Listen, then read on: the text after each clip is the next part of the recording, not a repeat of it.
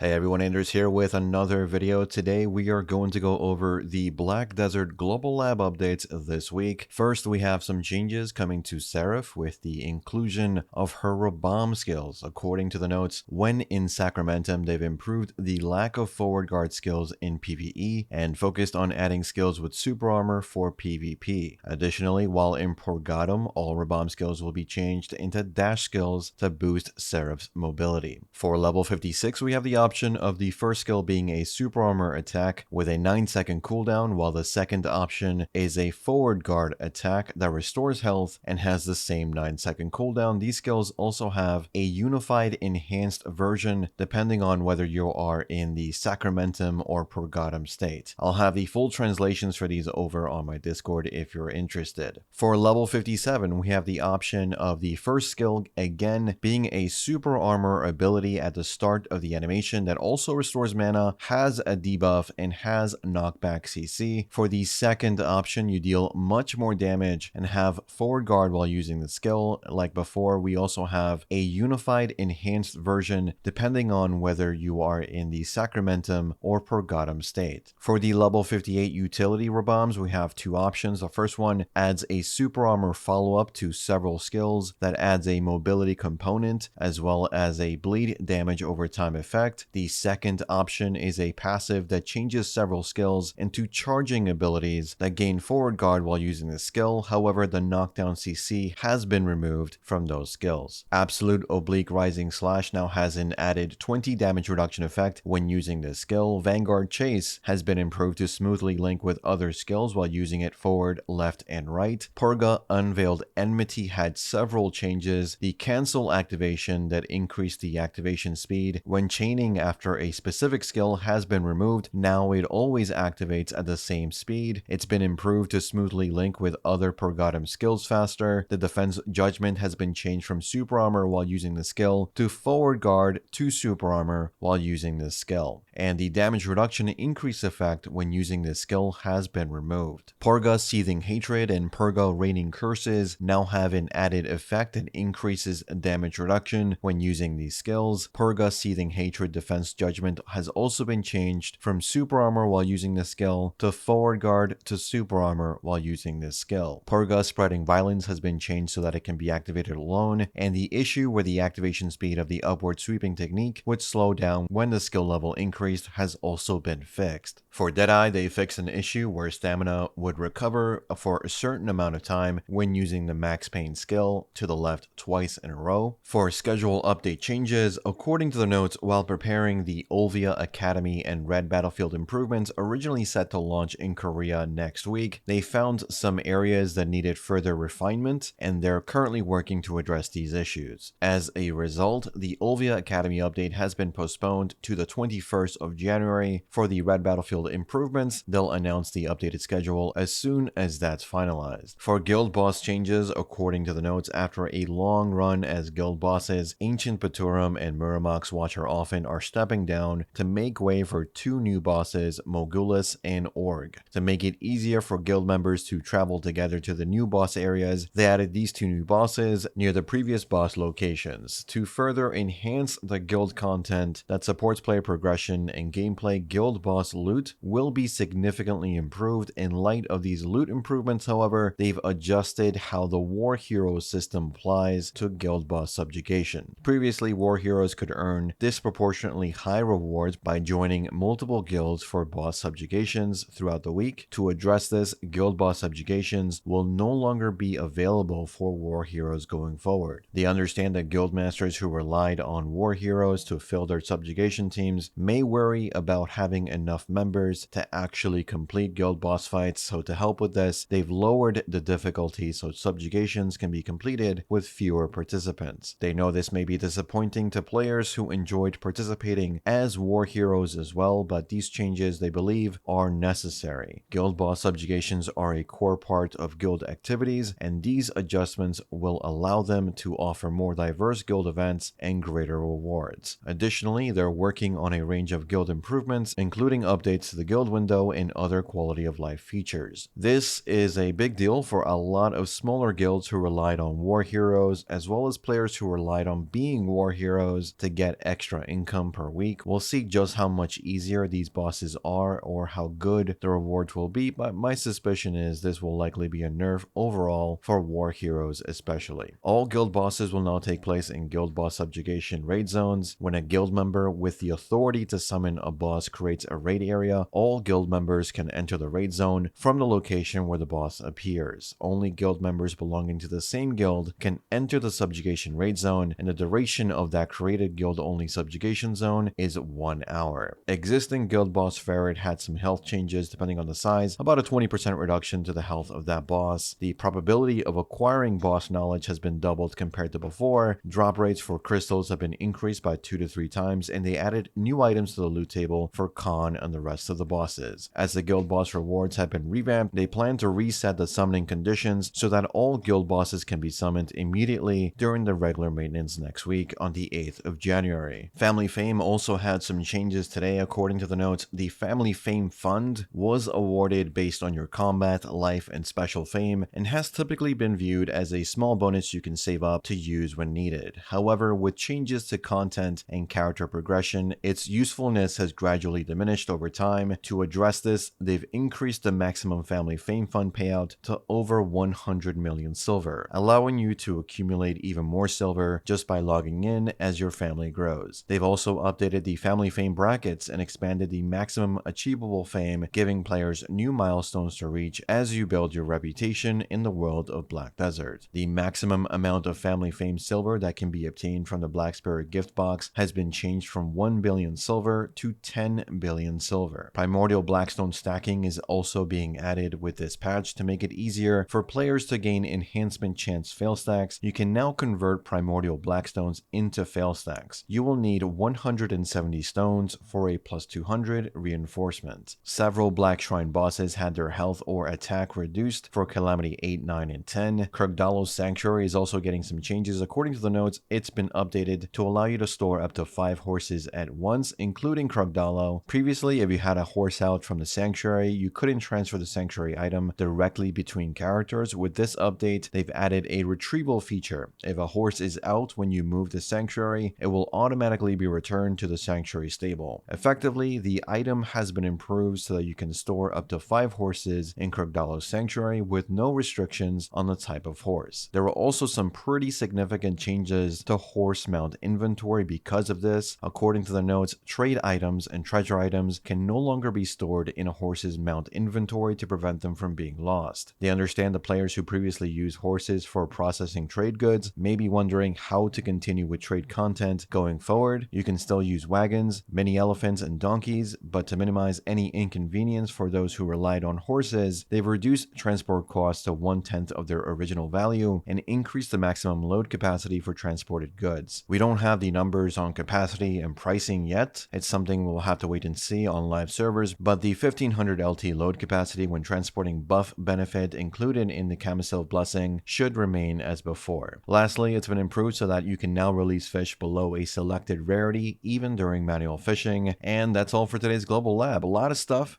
Some significant changes to the way we play the game depending on what kind of player you are, but let me know what you think about these changes in the comments down below. How do you like those RABAM skills for Seraph? Let me know, and as always, thanks for watching, thanks for listening. I'll see you all in the next one. Take care.